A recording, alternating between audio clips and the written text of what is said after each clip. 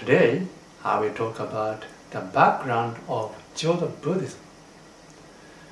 Buddhism was founded by Shakyamuni Buddha about 2,500 years ago. We find a wide variety of teachings in Buddhism. But in short, I can say it's a way to become happy in the true sense of the word. Shakyamuni Buddha realized the true happiness for himself and later on taught us the meaning of the true happiness and the way to approach it. The main point of his teaching is as follows. Usually we are living looking at the outside world and try to get what we want there. We think that by getting them, we can become happy. In the outside world, we first want mother, milk, love, food, and then friend, money, wealth, fame, position, family, power, and the like. When we get one thing, we think, what is the next? And move to get the next one. But we can never get the true happiness as long as we look at the outside world. Even if you get A, you will want B, then C. You will remain unsatisfied.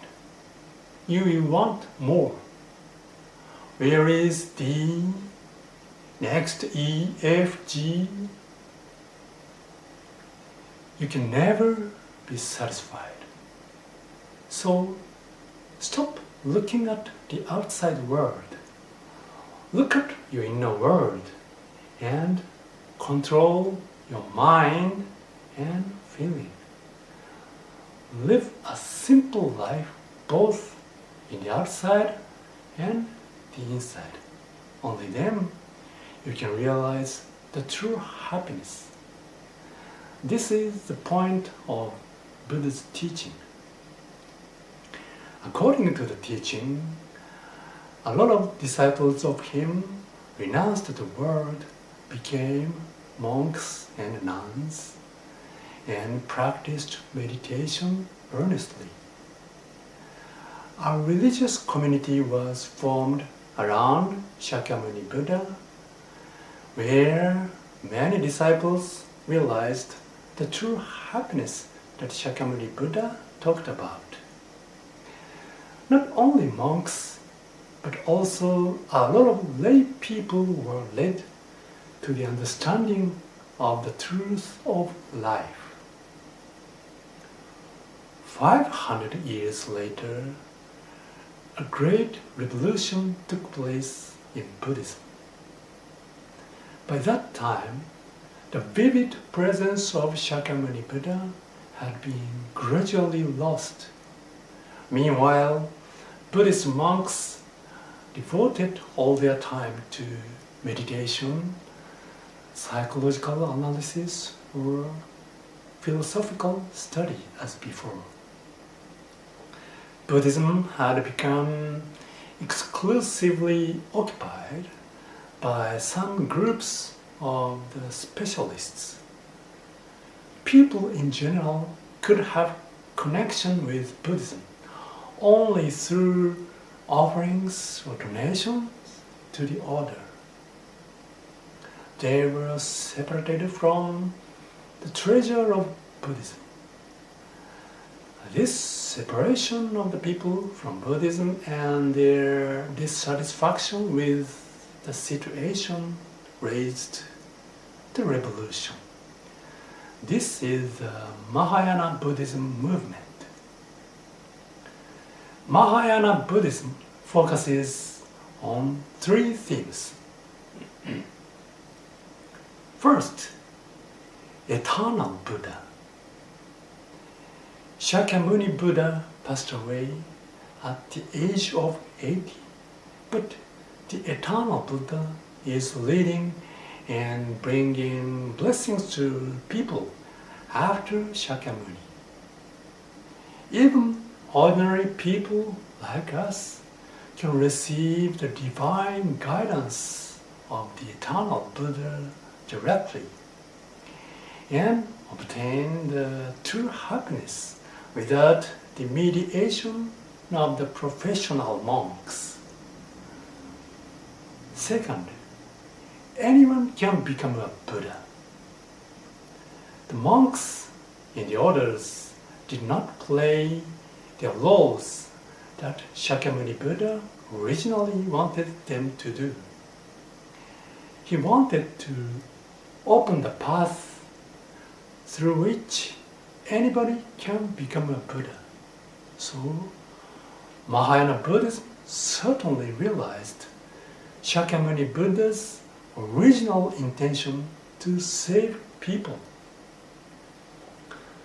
Third, the spirit of Bodhisattva. Practices and studies for self-development are important, of course.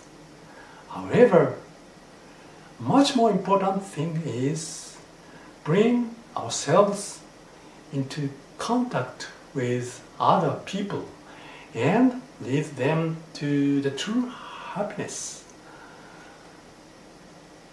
One's happiness and the other people's happiness cannot be divided, and one's pain and the other people's pain cannot be divided. This is the spirit of Bodhisattva. I will say again, the eternal Buddha is leading us even now. Anyone can become a Buddha, and the spirit of Bodhisattva or services to people are emphasized.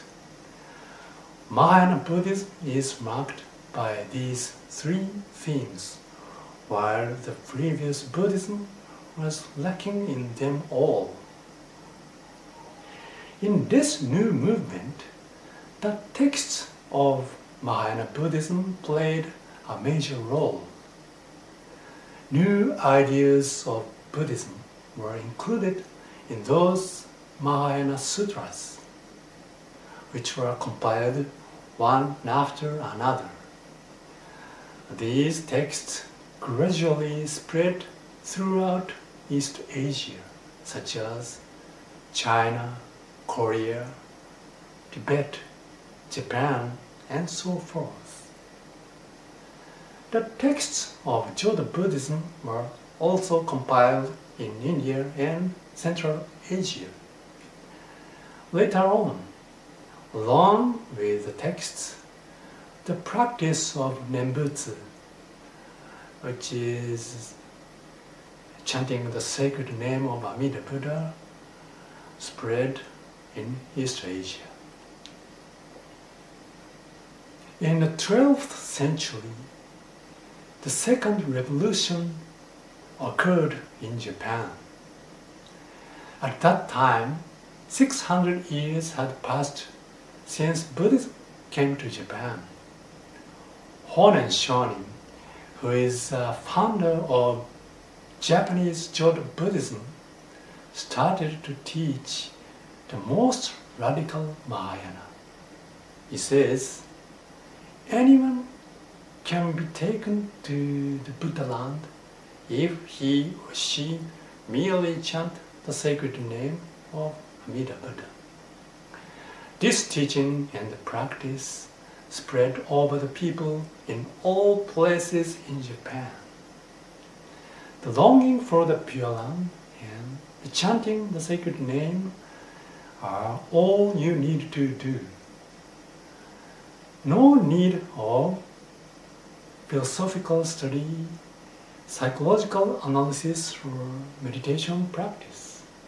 That means anyone can realize the true happiness that Shakyamuni Buddha talked about. through this simple practice. In this way, Mahayana Buddhism became the most radical and popular guidance for people in Japan. Okay, let's try this simple practice. Amida Buddha, please take me into your compassionate heart. Namu Amida Bu, Namu Amida Bu, Namu Amida Bu, Namu Amida Bu. Namu Amida Bu, Namu Amida Bu, Namu Amida Bu, Namu Amida Bu. Namu Amida Butsu, Namu Amida Bu.